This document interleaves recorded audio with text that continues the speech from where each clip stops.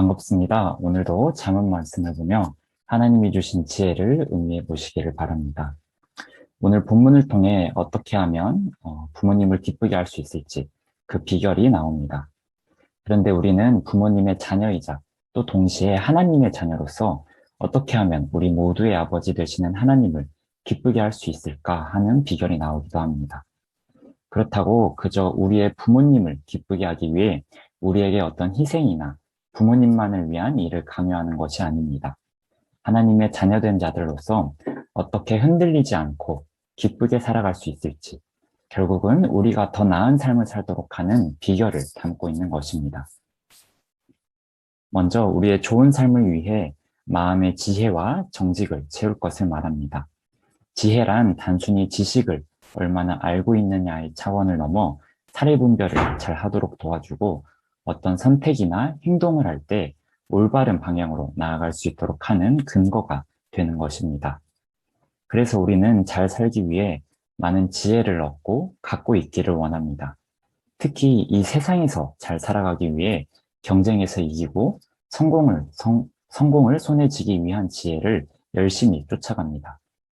그런데 본문에서 권하는 지혜는 이 세상에서 잘 살기 위한 지혜가 아닌 하나님의 자녀로서 잘 살기 위한 지혜를 권면하고 있습니다. 이것은 하나님을 쫓는 지혜가 조금 더 나거나 좋아서, 더 효율적이거나 빨라서가 아닙니다. 세상 모든 것의 근본이자 출발점이 바로 하나님이시기 때문입니다. 우리는 한 나라 안에서 한 국민으로서 살아가지만 놓치지 말아야 하는 사실은 근본적으로는 하나님이 창조하시고 이끌어 가시는 세상에서 우리는 살고 있다는 것입니다. 죄로 인해 누가 이 세상의 주인이고 나는 무엇을 주인 삼아야 하는지, 어떤 지혜가 나에게 정말 필요한지 잊은 채 살아가지만 하나님이 이 세상의 주인이자 모든 것의 출발점이십니다. 하지만 이 사실을 알지 못한 채로 때로는 알면서도 모른 척하며 하나님의 지혜를 거부하려고 합니다. 하나님의 지혜를 쫓고 알기 위해 노력하기보다는 눈에 보이는 세상을 잘 살아가기 위해 더 애쓰고는 합니다. 나를 위한 노력과 목표가 더 안전해 보이고 나에게 유익한 것처럼 느껴집니다. 하지만 하나님의 지혜를 쫓을 때 내 마음에 즐거움이 있을 거라고 얘기합니다.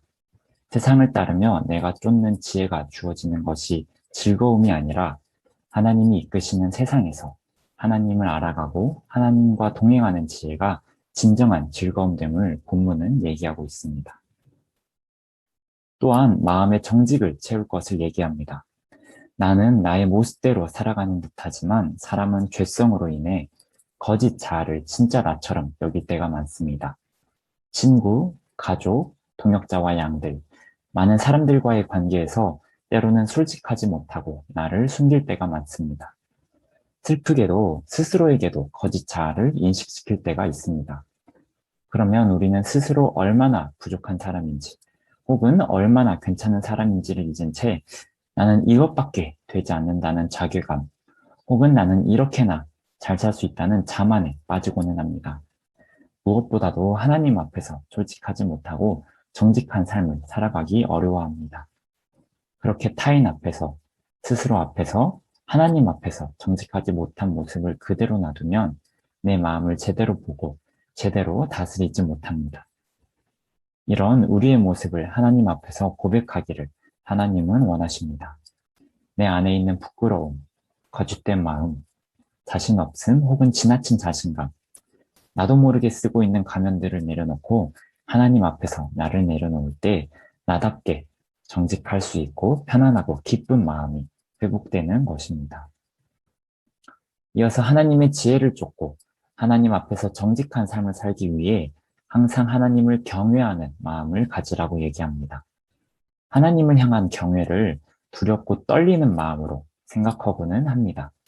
그런데 여기서 두렵고 떨리는 마음은 너무 무섭고 겁먹은 마음이 아니라 하나님을 기쁘게 하지 못하면 어떡하지? 하나님을 제대로 알지 못하고 올바르게 쫓아가지 못하면 어떡하지? 하는 마음에서 비롯되는 두렵고 떨림입니다. 세상이 제시하는 기준과 시간표를 쫓지 못하고 만족하지 못해 두렵고 떨리는 마음에 나를 방치하는 것이 아니라 우리의 아버지 되시고 창조주 되시는 하나님의 마음을 쫓고 싶은 마음, 나를 사랑하시고 보호해 주시는 하나님의 마음을 더 알고 닮아가기를 원하는 마음을 바탕으로 하나님을 존경하고 따라가고자 할 때 드는 마음입니다. 그러면 그래, 이제부터 하나님을 경외해야지. 하나님을 경외하며 지혜를 쫓고 정직하게 살아가야지 하면 우리가 바로 변할 수 있을까요? 안타깝게도 내가 그렇게 마음먹고 다짐한다고 단번에 변화되지는 않습니다. 그렇게 하나님을 쫓는 기쁜 삶을 살려면 어떻게 해야 할까요? 그 비결이 바로 23절에 나와 있습니다. 진리를 살되 팔지는 말며 지혜와 훈계와 명철도 그리할지니라. 진리를 사되 팔지 않는 것이 나의 기준선을 하나님에게로 돌리는 비결입니다.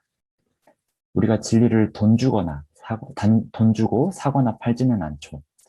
진짜 돈거래를 의미하는 것이 아니라 나의 마음과 몸을 어디에 맡길지를 의미하는 것입니다. 우리의 마음과 몸을 하나님께 맡길 때 하나님의 사랑과 위대함, 얼마나 나를 위해 애쓰고 일해주시는지 느껴집니다. 내가 크다고 여겨왔던 것들이 무너지고 하나님의 일하심이 보일 때 나의 자금을 깨닫고 하나님을 경외하는 마음이 회복됩니다. 자연스레 하나님을 쫓고 싶고 기쁘게 해드리고 싶어지며 정직과 지혜를 쫓아 나의 마음을 채우고 싶어집니다. 물론 그러기 위해 말씀과 기도의 나를 끊임없이 노출시켜야 합니다. 하나님이 보이는 곳에 계속해서 나를 데려다 놓아야 합니다. 또한 그냥 나오는 것이 아니라 하나님을 더 알기 원하고 하나님을 제대로 보기 원하는 마음을 잘 지키며 나와야 합니다. 반복과 연습이 필요하겠지만 나의 가장 깊숙한 정체성인 하나님의 자녀로서 이 세상을 잘 살아가는 비결입니다. 그때 내 마음이 정리되고 회복되며 즐거움과 기쁨으로 사는 삶을 살게 됩니다. 그러한 마음과 기대를 가지고 오늘 목요 예배 앞으로 나오는 여러분이 되기를 소망하며 오늘 메시지 마치도록 하겠습니다.